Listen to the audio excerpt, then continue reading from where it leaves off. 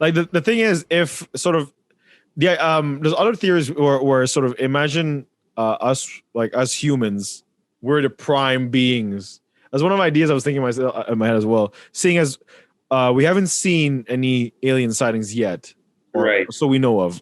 Obviously, government issues could be a whole different story. Be like, look, we actually know they were here. It's just that we don't give it to the audience, to the civilians. But imagine we are the prime beings. And then we are sort of the ones that end up creating this big crunch. We ultimately colonize every single galaxy, every single paradimension, and then we sort of like literally like bacteria, like massacring the entire fucking but like really like infectious bacteria, just like sort Right. of like grow exponentially and sort of start colonizing everything, and then we ultimately reset the universe back into to one. That would be so bad. That'd be so sad because that would mean that the person that would be able to survive it would probably be like one of us, a prime, and then sort of seeing their or our mistakes. Like, Yeah, they would probably hate humans. It's literally like a very sad, depressing thing to see. It's like fuck. Yeah, definitely. It wouldn't endear them so much to everyone that exists. No In fact, someone who would witness that would probably go through so much mental trauma and so much detachment from reality that they would probably completely hate every living being or not feel a thing for them. Because they would just tell themselves, oh, you'll be back after the next crunch. You'll be back after the break. So what's another life, Yeah. So they would be anti-life. Yeah, very much anti-life. But yeah, it'd be quite interesting to see that sort of. Unfortunately, we won't be here to see it, or maybe we will. Maybe like in 100 years, maybe we are here. I don't know. Like we don't. There's this weird thing where, say, because like you said, energy cannot be destroyed; it can only be transformed. And so, in a sense, heaven, or if you want to call it hell, is Earth, and heaven is sort of like the stars that sort of look down onto the Earth, or the mortal plane, if you will, because Earth is very, obviously now we're starting to colonize other planets, so he's calling it Earth. It's kind of like, oh well, no, but anyways, so it'd be quite interesting if sort of it's just recycled matter from the universe and sort of recreating new beings, and so in a way, like eventually down the line, you are technically part of a new body, thus being your reincarnation body. Yeah, I mean, I think that's already somewhat the case in a really like stretched out matter. Yeah. Like if you think about it, okay, so you end up being ash, or you end up being, decomposed soil. Yeah. You end up being one of those two. Yeah. You're spread across the ground. You end up being in someone's food. Yeah. You end up being part of someone. You end up something else. Yeah. So, like if we think of it in a very like stretched scale, I guess. I guess we do become other things, I suppose. Would you imagine like in some cultures, like, sniff. I need him to come back. That's your uncle. That's your uncle. I need your uncle to come back. He still owes me $10. And he goes, the grandkids like, hey, you in there? You remember me?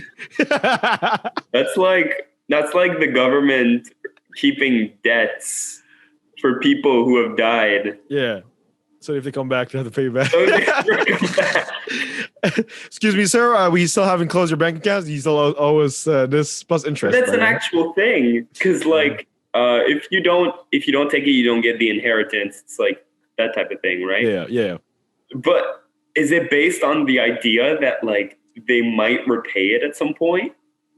Oh, maybe, yeah. Maybe down the line. It's like, I remember your great ancestors 36th on the line. He still owes me a debt.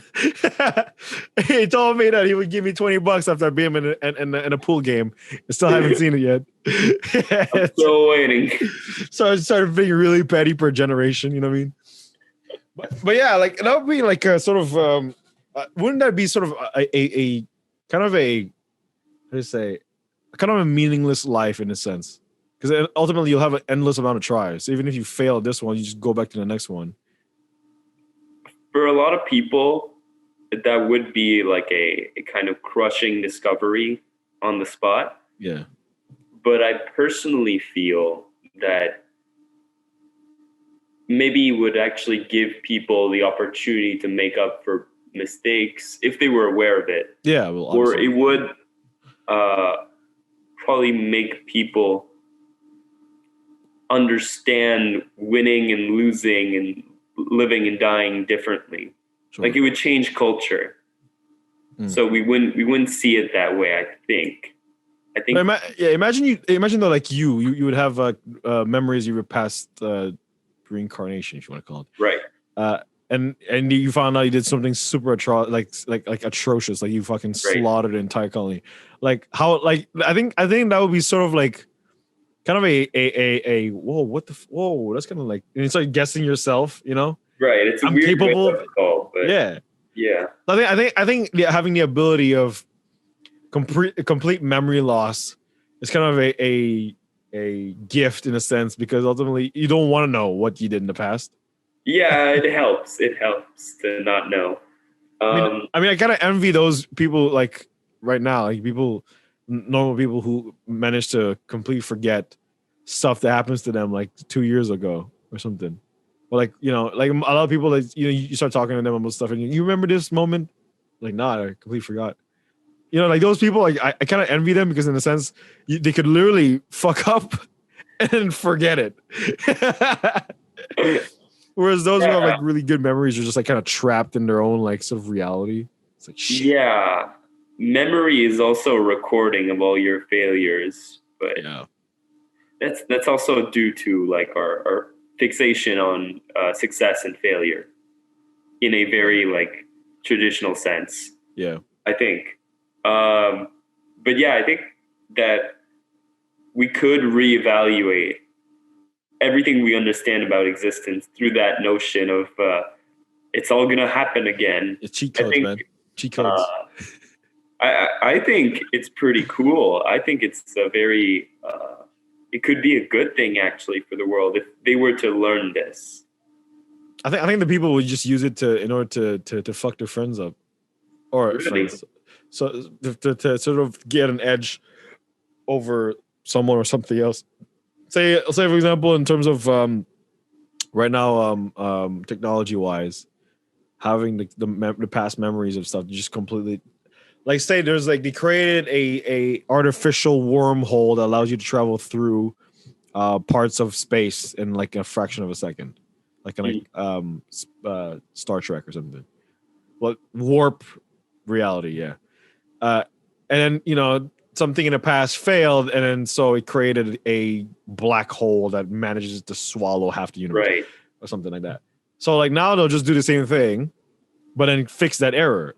So that's a positive thing. But then if they use that positive thing and then you sort of just use it to sort of colonize the other part of this of space, it's kind of like, you know, maybe there was a reason why it failed. Right. I think eternal recurrence, as I call that idea, Sure, is not just good, just bad. It's just is and yeah. thus it's more of everything. Sure, yeah. It's more humanity, but more inhumanity. It's more of everything that exists. It's a bit like the discovery of a new piece of technology that changes everything. Yeah. It has its ups, it has its downs. It just means more of it. It's called the strange effect. Because the mama came in a bargain. Strange effect. It's a very strange effect. Very strange.